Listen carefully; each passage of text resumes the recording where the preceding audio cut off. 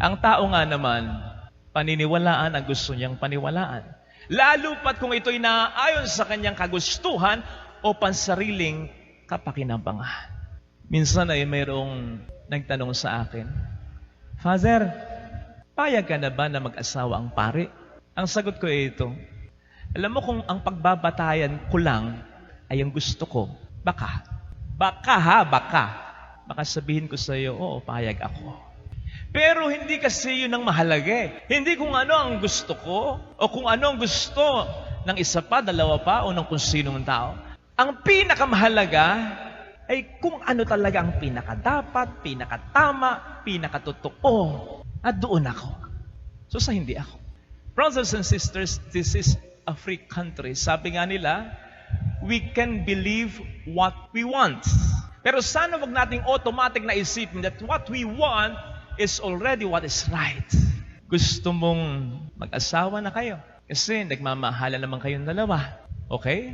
Pero ito na nga ba talaga ang dapat nyong gawin considering na ang dami nyo ring nagiging problema? Gusto mong makipaghiwalay na sapagkat pagod ka na? Pero ito na nga ba talaga ang dapat nyong gawin? Gayong hindi nyo pa na ma-maximize lahat ng tsansa para magkasundo pa kayong dalawa? At paano ang mga anak ninyo? Di ba? Gusto mong ilaglag yung bata sa sinapupunan mo? Sapagkat mahirap lang kayo o kaya iskandalo? Pero paano yung ibang sinasabi ng konsensya mo? Gusto mong tiisin ng kapatid mo kahit humihingi ng sorry sa'yo kasi nasaktan ka, binastos ka, binaliwala ka at paulit-ulit na? Pero paano kung totoo na talaga siya? At paano kung nakikita mong nasasaktan ng magulang mo sapagkat hindi kayo okay dalawa? Gusto mong lumabas na ng bahay kasi inip ka na? Pero ito na nga ba talaga ang dapat gawin gayong alam mong delikado pa? Gusto mong manindigan pa rin para sa isang tao kasi kaalyado mo o kaya ay affiliated ka sa taong ito? Okay. Pero paano kung mali na talaga ang ginagawa nito? Hindi ko naman sinasabing itakwil mo. Ang sinasabi ko, hindi ka ba kukontra kahit papaano sa mga ginagawa at maling sinasabi nito? Ang mind natin is a very complex organ.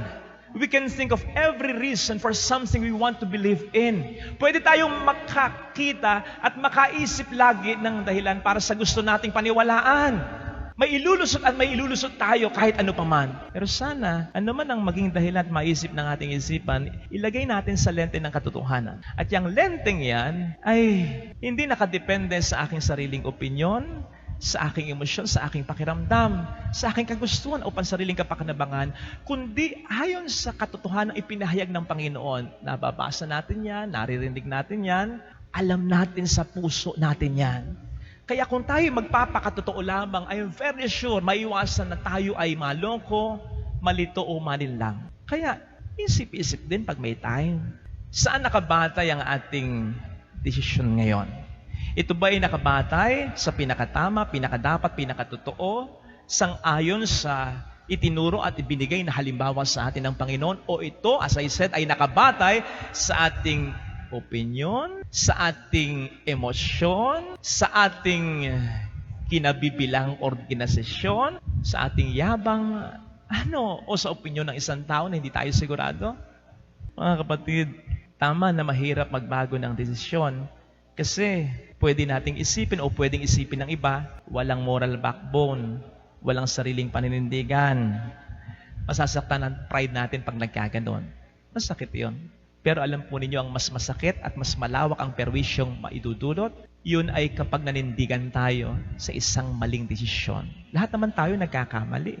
Pwede mong ibigay na excuse talaga yon. Pero mahihirapan tayong bigyan ng tamang excuse ay kapag nanindigan na tayo sa ating pagkakamali. Ibang usapan yon. Tulungan naman tayo para dito ng ating Panginoon. Amen.